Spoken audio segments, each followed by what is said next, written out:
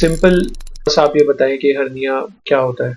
देखिए, हर्निया बहुत सिंपली अगर बोला जाए तो आपकी मांसपेशी में कोई छेद हो गया है, मसल्स में बेसिकली आपका पूरा मस्कुलर स्ट्रक्चर जो है, एब्डोमिनल वॉल जैसे हम कहते हैं, उसमें स्किन होती है, फेशिया होती है, फैट होता है, मसल्स होती हैं, तो उस पूरे में एक छेद हो गया है। Okay, simplest way to understand is कि मान लीजिए एक पाइप है, कि मैं अपने पेशेंट को भी समझाता हूँ। पाइप में छोटा सा छेद हो गया है, थोड़ा थोड़ा पानी बाहर आ रहा है, उसे बंद करना है, तो उसे बंद करना है। अब वो छेद को बंद करने का अब तरीका या तो ओपन है या लैप्रोस्कोपिक है। छेद को बंद करेंगे तो उसमें एमसील भी लगानी पड़ेगी, है ना। सिर्फ उसको थोड़ा सा टांका लगा के कर दें तो वो नहीं होगा, ताकि वो फिक्स्ड रहे।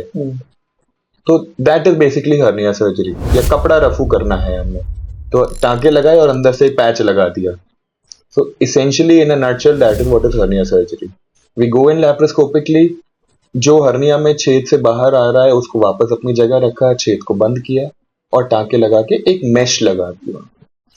That is essentially hernia surgery and we give it time and that becomes a part of your body and gives it strength. हमारी पेट की मांसपेशी वीक हो गई है या उसमें छेद हो गया तो आपका वहां हर्निया बन जाता है। तो हर्निया किसी पेशेंट को है, ये कैसे पता चलता है? क्या उनके सिम्टम्स होते हैं एक पेशेंट के जो ध्यान रखने? अलग अलग हर्नियास के अलग अलग सिम्टम्स होते हैं। जैसे मान लीजिए सबसे कॉमन अगर हम ग्रॉइन हर्निया या नीचे जांघ के पास का हर्निया जो बात करें, तो उसमें वहां पे आपको स्वेलिंग फील होगी। आप कोई भी भारी काम करेंगे, जैसे मान लीजिए आप सिर्फ खड़ा भी हो रहे हैं, लेटे से खड़े होंगे या कोई भारी वजन उठाएंगे, पॉटी का जोर लगाएंगे, यूरिन का जोर लगाएंगे, तो उन सब चीजों में वो स्वेलिंग बढ़ेगी। प्लस आपको डिस्कंफर्ट होगा, एक हैवीनेस वाली फीलिंग होगी पेट के नीचे की तरफ।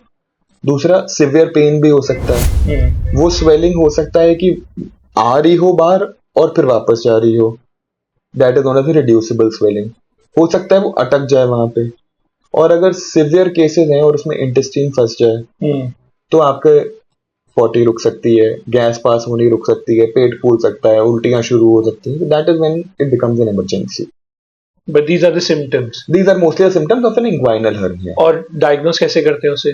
डायग्नोस जनरली क्लिनिकल डायग्नोसिस है।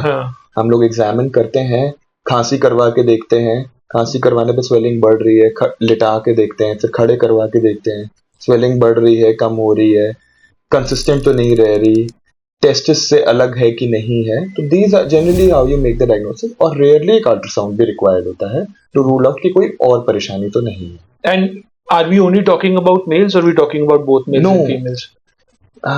This is the thing that inguinal hernias, although more common in males, but they can be present in females also.